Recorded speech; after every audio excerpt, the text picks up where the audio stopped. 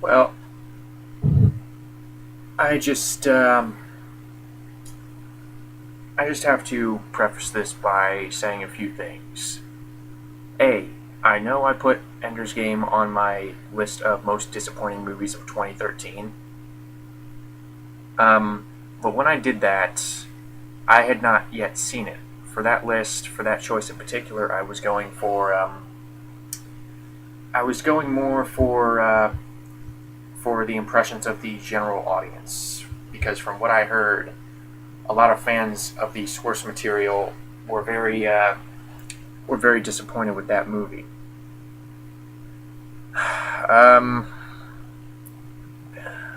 so now that I have seen it, I I also have to say that I did not read the books. I have never read any of the Ender's Game books. I've never read anything by Orson Scott Card. So when I talk about a plot point or a character in this movie, um, any I'm strictly going by the movie because any it may have been more well explained in the books, but again, I am just taking the movie on its own merits as a movie. And as a movie, I honestly should have put this on my worst of the year list of 2013. Um, just consider it a number 11 spot because this this movie, Ender's Game, is just terrible. It is terrible. This is one of the most shockingly bad movies of the year of the one out of the ones that actually had potential. Because Man of Steel, I was looking forward to Man of Steel um, for a long time, and I was disappointed with that movie. Um, and similarly, a lot of fans of the book were looking forward to this one, and from what I hear, were also let down. And I can imagine why. But I will say this: Man of Steel is a lot better than this. Man of Steel, in my opinion, is still not a very good movie, but it's not as bad as this. This movie is just so terrible on so many levels. So the story of the movie is that in the future, it's another future movie, of course, but in the future, um, Earth is attacked by these aliens. I forget what they're called, um, and the casualties are just uh, are just so numerous on either side. But but apparently we won. We pushed the aliens back from occupating Earth, and basically they went back to their home planet, and the human military has dedicated itself to being prepared if they ever come back. So basically, what they do is that they take these kids and put them through several levels of battle school. Like there's battle school, I think there's command school. I don't know, and this actually leads me to one of the first problems with this movie: the world building aspect, which is just handled so poorly. Because the actual world itself, the setting, is just painted in this movie with just the broadest strokes of the brush. We know nothing about this world outside of the what is absolutely integral to the plot. We know nothing about this setting. We know nothing about these aliens, other than the fact that these aliens are nasty looking, scary aliens. Ooh. But we have no idea. We have no idea what makes this world run. We have no idea what makes these characters tick. We have no idea how anything works. I mean, how is the world recovering? Because from what little we see of Earth, it seems to be doing fine. I mean, there doesn't really seem to be any damage, at least not that we see. We only get a glimpse of the war, that they mentioned at the beginning of the movie between the humans and the aliens, and it's all an aerial battle. I mean, we never really see any kind of devastation that the aliens cause, so it's really, for something that they build up and continuously build up throughout the movie, I'm actually surprised at how little screen time it gets and how little gravity it gets. But the movie revolves around the title character Ender, and basically Commander Harrison Ford. He decides from the beginning that this kid is going to lead us. This kid is going to grow up to be a fantastic leader. We need a Napoleon. We need a Caesar. I'm saying that with much more emotion than he does. So Ford proceeds to rapidly promote Ender like 3 or 4 times throughout the movie, and he proceeds to continuously point out, like, Ender, you are the solution. You will lead us to do great things. You will lead your fellow students to achieve victory over the aliens.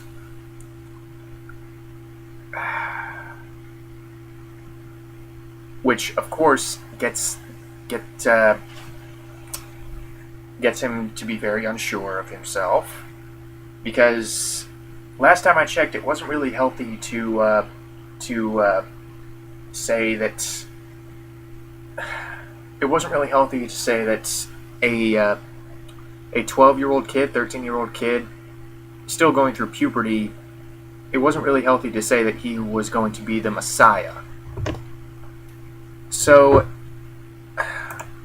that really brings me to another problem with this movie, in that these characters are either so ill-defined and so underdeveloped that you have no idea what their personalities are, or what little personality they do have just makes them thoroughly unlikable and just irritating. Because of course Ender comes under attack by like 3 or 4 bullies in the movie, and these bullies are just the most cliched, stock, boring bullies that you could think of. These are right out of a Karate Kid movie. They're worse than a Karate Kid movie, because these people, these bullies have no personality outside of the fact that they're bullies. They have no motivations. They have no character other than the fact that they are mean. And these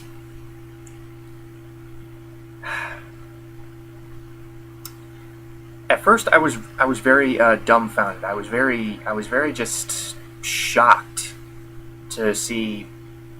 I was just very shocked to see just how inept the writing was. Gavin Hood apparently wrote this and directed this. Don't let him write anymore, because basically what this thing boils down to is that like I said before with the underdeveloped characters, they are underdeveloped because the movie does not bother to. The movie just has them do things, and we don't know if it's in their personality or not. So really, Ender's brother, who we only see once at the beginning of the movie, they keep bringing him up as being very angry. So that's his one character trait, is that he's angry. But Ender's brother, the only thing we see him do, the only thing is fight Ender. Like for, I don't know, 10 seconds, 5 seconds. That's the only thing we see him do, so that is the only thing that we can associate his character with. We're supposed to believe Ender loves this guy like because he is his brother, but when that is all you label him as just an angry jerk, that's all we can see him as. Same with Ender's sister. I mean, all she does is console Ender. Okay, well, we never really get any insight into her motivations. We never really get any serious insight into how she feels about Ender saving humanity and being chosen for battle school. Her only trait is that she looks sad and consoles Ender. That's basically all her character boils down to. And Ender himself, this really doesn't have anything to do with Asa Butterfield's performance. Asa Butterfield does fine. But he is so bland and so dull in this movie. He has no personality, especially at the beginning. I mean, he just kind of sits there. Apparently all you need to succeed is to be Spock, because basically what he does throughout the entire movie, in fact, is spat off these random jolts of information. Like he's just a fountain of useful info on nearly every topic you can name. So I think we are meant to believe that this is why Harrison Ford chose him. But this, aside from the movie constantly telling us that this kid has phenomenal abilities, this kid has the potential to lead, we never really see any serious indication that he can lead, because basically he makes a lot of wrong decisions, completely out of character. Again, undefined characters. But we see him. Okay, so Harrison Ford just comes off as a moron in this movie. I know I'm just rambling at this point, but Harrison Ford just comes off as just an idiot. Basically what happens is that like I said, he continues to promote Ender, and he constantly, in front of all of Ender's peers, says that Ender is going to be a leader. Ender is special. Ender is this. Ender is that. Ender died for our sins, so you must respect him now. Of course, this gets people to hate him. Of course, this gets people to harbor some type of spite towards him.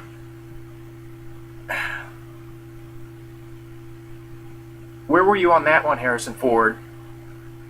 You know, if you wanted to test Ender's character, if you wanted to test how he would fare in a normal situation, put him in a normal situation.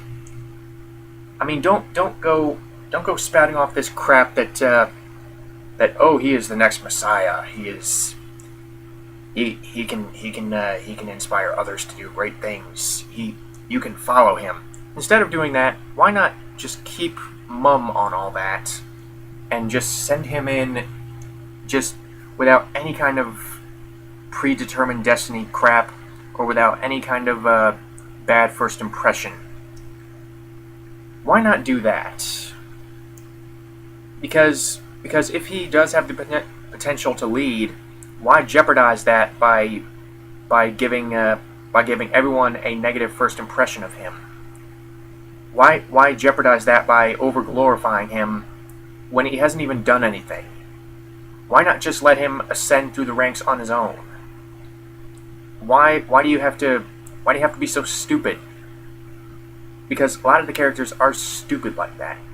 Harrison Ford is stupid. Viola Davis is again just bland. The acting in this is not very good. Aside from Asa Butterfield, who has nothing to work with, but for some reason he works better than other people who have nothing to work with, because this has obvious talent. Because Harrison Ford is just really wooden and bland. Viola Davis is just so dull. She is so dull. She never changes expressions once. She never raises her voice once. We never get any inkling of any emotion in her. She looks so bored. Ben Kingsley shows up near the end, and he's basically the one who led humanity to victory the first time, but faked his death for some reason. So he's not very good. He's just he's basically on the same plane as Harrison Ford, where he's just really wooden and not very interesting. And the child acting is not very good. Aside from Asa Butterfield and on occasion Haley Steinfeld, because Haley Steinfeld's not that bad. Asa Butterfield and Haley Steinfeld are not that bad in this movie. But they are the exceptions, because the child acting in this movie is just so obnoxious and so unseasoned. And I know unseasoned child actors, but this is supposed to be this very dystopian future, and these kids are acting like they're 5 years old. These kids are acting so obnoxious. They are acting so immature. They are acting so stock and cliched. You just hate every one of them, and those you don't hate, you cannot distinguish from each other. I mean, Ender is supposed to have this really strong team of friends near the end, and I'm going, great. Who's he again? Because, and that is yet another problem with this movie, is that the supporting characters all blend into one. I mean, the supporting characters have no personality at all.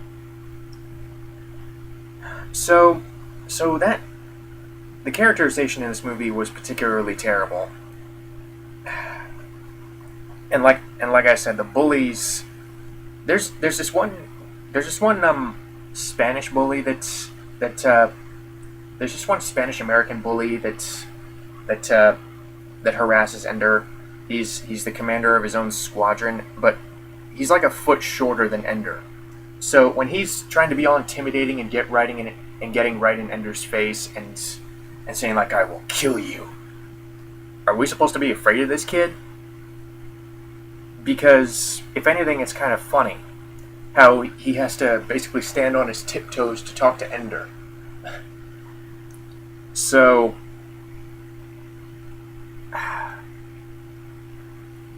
he's terrible. A lot of the child acting is terrible now that I think about it. The adult actors are just bland and boring and dull and wooden. I'm just repeating adjectives at this point. Really, the only semi-high points are Asa Butterfield and Haley Steinfeld, but again, they are extremely limited by the lack of real personality or definition to their characters. They try, but there's just no meat. There's just nothing to work with.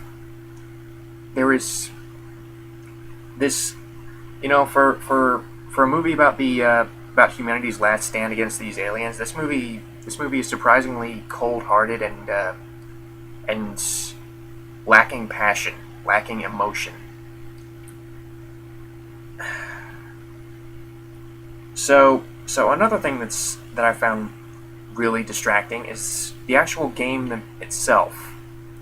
Okay, so combat training, they go through combat training using this zero gravity dome type thing in space, and it's basically kind of like laser tag, where there are a set number of people on a team and they're trying to wipe out other teams. But the thing is, their flight suits blend into the environment, so a lot of the time it was kind of I had to take a second or two to figure out, oh, there's a person there. Because it's all just gray. It's all just monochrome. And another thing is that the flight suits themselves all look exactly the same. So I found it very difficult to tell which team was which. There is only the slightest bit of color difference on the uniforms, and that is in the helmets and on the shoulder pads.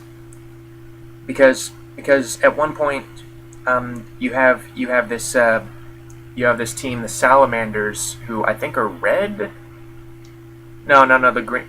I'm not even gonna go by the team names. There, you have a red team fighting an orange team. Now the flight suits already look very similar, but when you put two similar colors against each other, then you have action that honestly is not all that well shot, because the action is just shot very. It's not shot in a very inspiring way. It's not shot in a very exhilarating way. So when you just have that lack of definition in who you're supposed to be rooting for, then that makes the action scenes completely devoid of any interest or any emotional investment. I was so bored during this movie. I was just because I could not latch onto the fictional setting because it was not defined at all. I could not latch onto the characters because they were either ill-defined or irritating. I could not get behind the action scenes because they were few and far between, and when they did pop up, they were basically just a letdown because they're just an effects show and not very well executed at that. Because Pacific Rim was an effects show, but Pacific Rim, the action scenes were very well shot. They were very fun to watch. These are just slow. They're drawn out. They're just not good at all. And the story, a lot of the things in the story make no sense. And this is kind of what I was getting to earlier. Like, do not say to me, well, in the book this makes more sense. No, I'm going strictly by the movie. Okay, so like I said before, Harrison Ford continuously promotes Ender. He constantly overglorifies Ender's status as basically the new Messiah. And he's basically saying, Ender, you have to be trained up. So he constantly keeps promoting Ender time after time. But the thing is, it's brought about by Ender making completely stupid decisions. Like at the beginning of the movie, Ender, for some reason, they never explain why, he gets this mechanical camera thing, this tracer taken out of the back of his neck, and I guess that symbolizes that he is out of battle school. So these bullies that he beat before come and challenge him to a fight, and he proceeds to beat the unholy crap out of the lead bully. He has him on the ground. He's kicking him. He beats this kid to within an inch of his life, and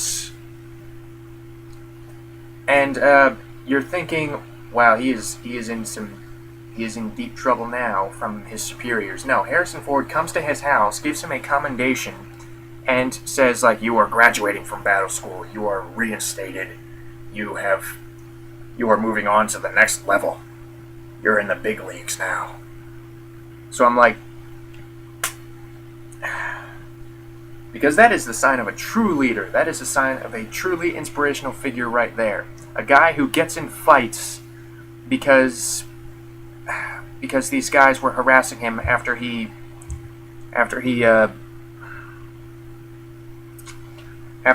got a thing taken out of his neck, which was supposed to mean something that they did not explain. So basically what happens is Ender is on the flight up to the space battle station. And basically he turns his head. Harrison Ford is floating there in zero gravity, coming back to talk to the cadets, and Ender turns his head and for some reason starts laughing because in space, in zero gravity, there is no technically upright position, and Harrison Ford's like, why are you laughing, Ender? And Ender's like, well, in zero gravity there is no upright position, so when I turn my head, I just find it kind of funny. Don't know where Ender got his sense of humor, but okay. So Harrison Ford's like, you think that's funny? And the rest of the cadets are like, no, sir. And he's like, wrong. The only one with a brain on his shoulders so far is Ender.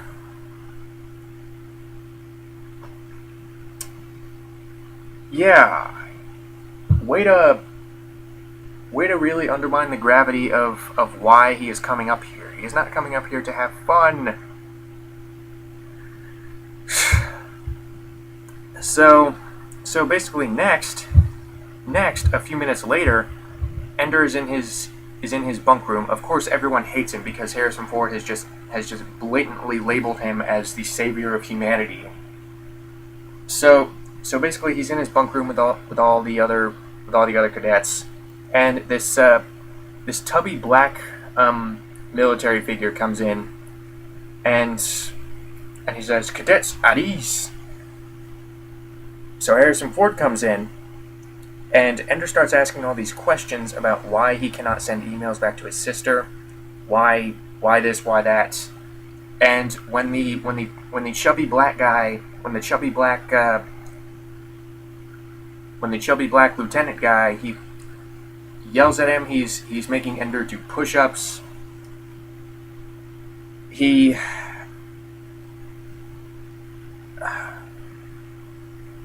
just constantly back-talking him. Last time I checked, this sort of thing got you sent home or court-martialed for insubordination.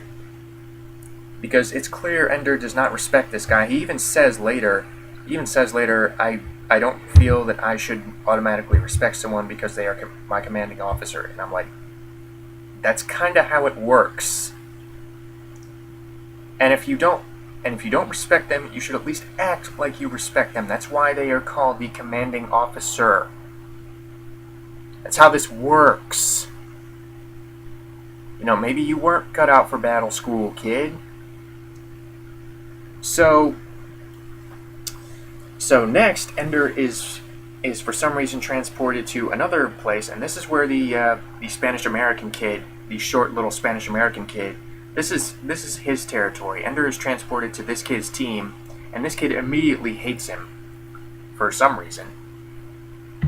He says you speak when spoken to. You do not train. You do not participate in our battles. When we play a game, you hang back. Blah blah blah blah blah. Saying the most stock, cliched crap.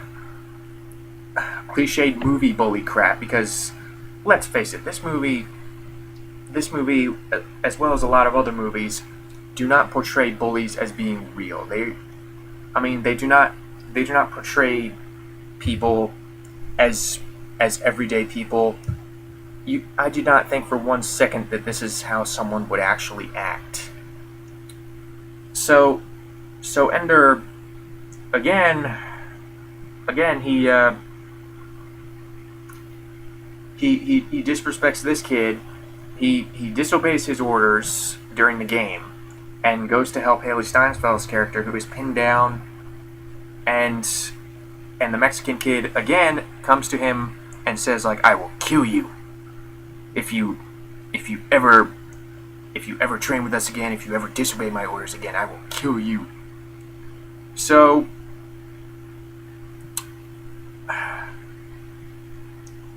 oh my god, I hate this movie. Again, Ender disobeys this, and for some reason again, he is transported to another team, and this causes actually no. You know what happens? Causing nothing but trouble, Harrison Ford finally gives him his own command. He gives him his own team. He promotes him again.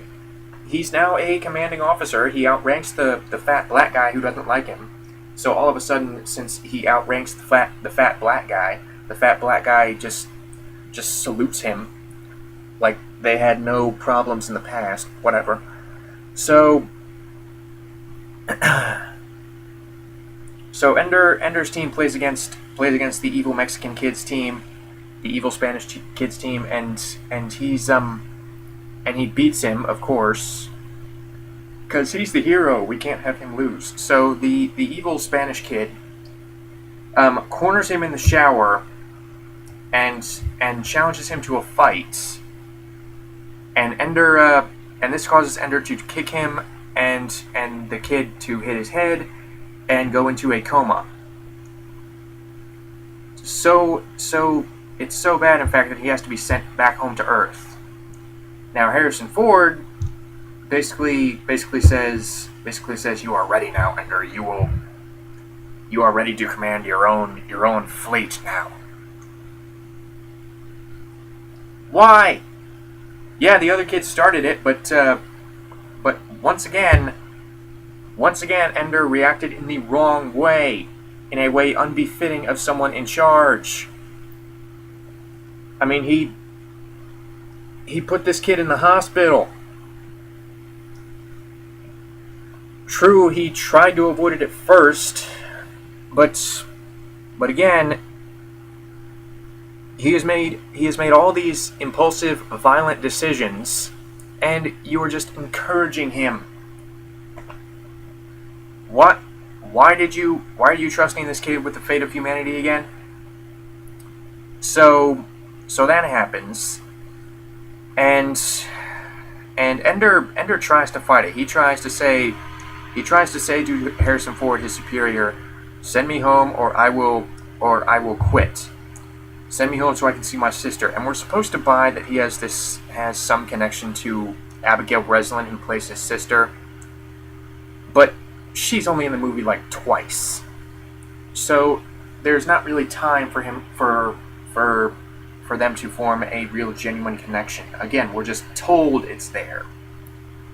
It may have been there in an earlier cut of the movie, in a longer cut of the movie, but it's not there now.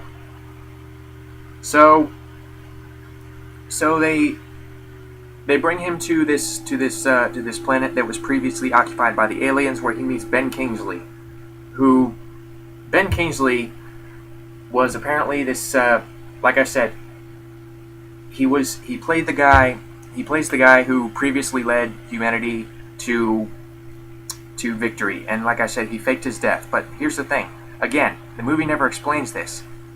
It just shows video footage of him steering his ship into the mothership of the aliens and ejecting himself at the last second. We never really understand why he wanted to remain dead to the world. We never understand why he went into exile, because again, the movie does not tell us why did he do this. And this actually leads me to another problem. What strategic sense does it make to rely on a bunch of idiotic kids to lead humanity's fleet against this extraterrestrial enemy? Where is the intelligence in that? This may have been explained in the book, but it's not in the movie. In the movie, they just say we are training these kids now. Okay, I could probably accept the logic in training kids from an early age to eventually ascend to seasoned military figures.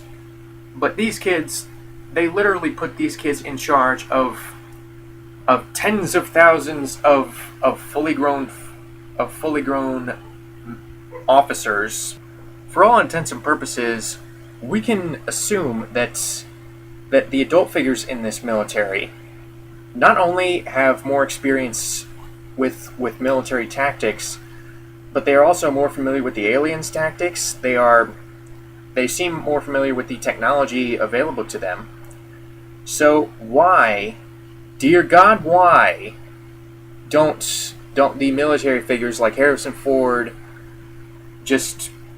why don't they take command? Why do they have to rely on these kids? Why are they putting these kids in charge of the entire fleet? They put them at the head of the fleet. They put them in charge of coordinating the entire attack on the alien home planet. Why? Why?